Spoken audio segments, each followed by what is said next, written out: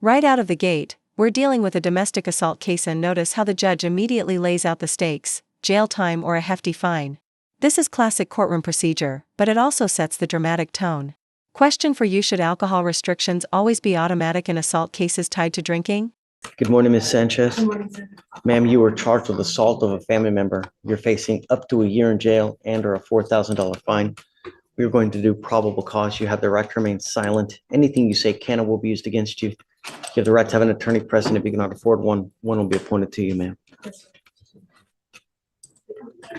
Defendant were in a dating relationship for 5 years. On November 27th, 2024, officers were dispatched to a residential home in Harris County, Texas, in reference to a family assault in progress. The officer contacted the complainant on the phone and could hear him screaming in pain, telling the defendant to get off of him and to stop pulling his hair. Officer asked the complainant if the defendant was still assaulting him, and the complainant responded yes. Defendant fled the scene on foot when officers arrived. The complainant gave the direction of travel to the officer. The complainant stated he and the defendant had been putting up Christmas lights after drinking, and an argument ensued. The complainant said the defendant began attacking him by pulling his hair, causing pain. The complainant fell to the ground, and the defendant proceeded with kicking him. The complainant said that when the defendant— There it is, probable cause confirmed. That means the case officially moves forward. But here's the kicker: the judge warns her that even one slip-up like drinking could land her straight back in jail. What do you think? Is this tough love or just tough luck? Drinks, she gets aggressive and wants to fight. Officers returned the defendant to scene, and she would not cooperate, was yelling obscenities at the complainant, and was acting belligerently. Okay.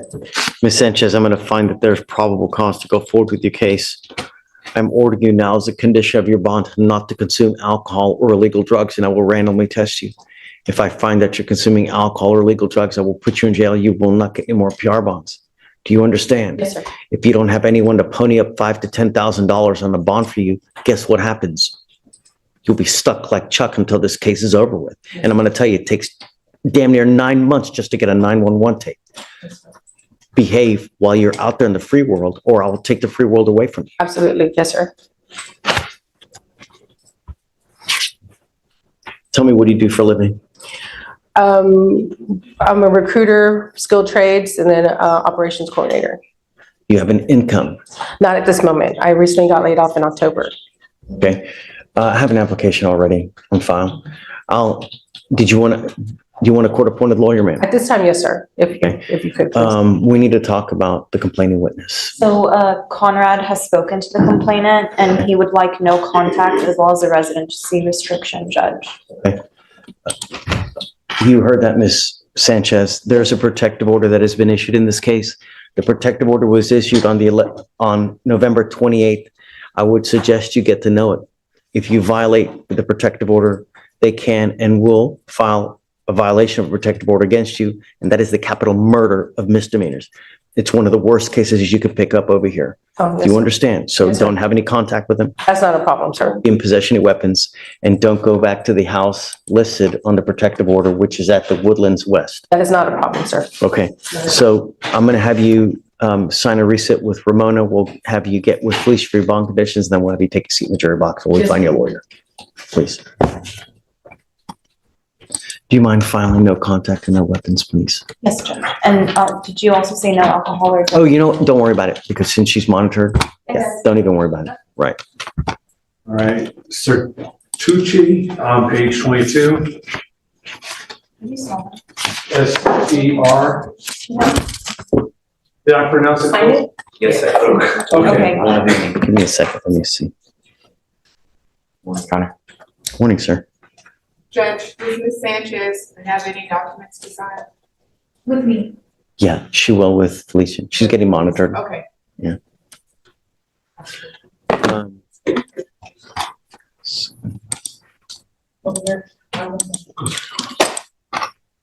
All right, so you are Justin Sertucci. Sir. Sir, you're charged with driving while intoxicated. You're facing up to 6 months in jail and or a $2,000 fine. We're going to do probable cause. You have the right to remain silent. Anything you say can or will be used against you. You have the right to have an attorney present. If you cannot afford one, one will be appointed to you, sir. On November 27th of 2024, officers were dispatched to a person down call at the intersection of Bagby and Elgin Street. Officers observed the defendant's motor vehicle stopped in a moving lane of traffic.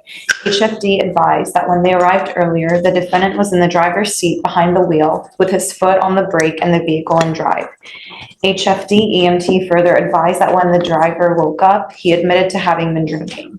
Officers observed a strong odor of alcoholic beverage and glassy eyes on the defendant.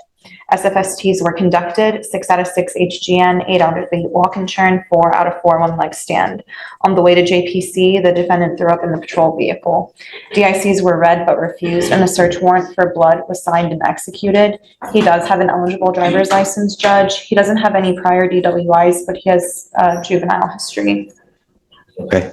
Mr. Sertucci, I'm going to find that there's probable cause to go forward with the case. Do you have valid liability insurance in your name?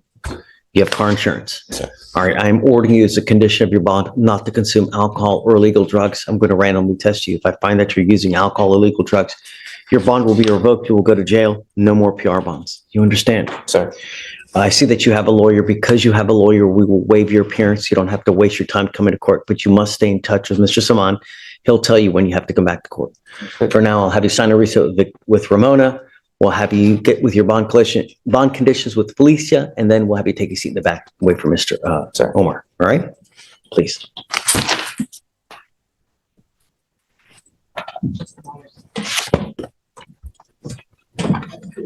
One last one, Your Honor. I skipped her by accident, page 3, It's okay. Blackburn.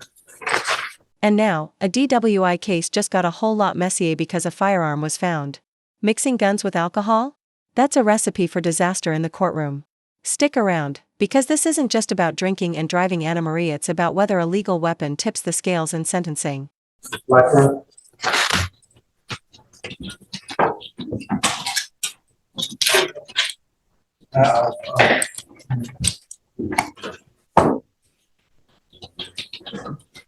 Is it Chaston? Chaston? Chaston? Yes, sir. Ms. Blackburn, you're charged with driving while intoxicated. You're also charged with unlawful carrying of a weapon. On the gun case, you're facing up to a year and/or a $4,000 fine. And on the DWI, you're facing up to 6 months in jail and/or a $2,000 fine.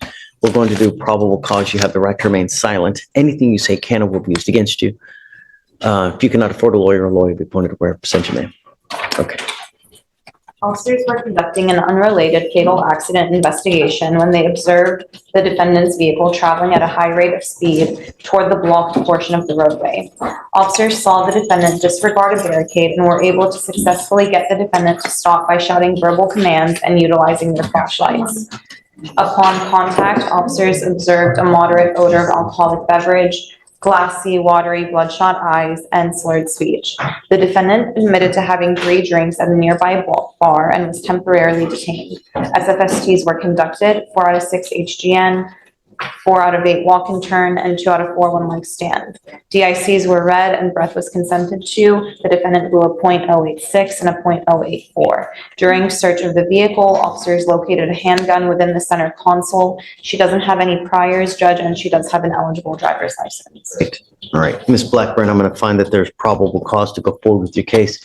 I'm ordering you as a condition of your bond not to consume alcohol, illegal drugs, or unprescribed controlled medication. I'm going to randomly test you. If I find that you're using alcohol or drugs, you will go to jail. You will not get any more PR bonds. You understand? Yes.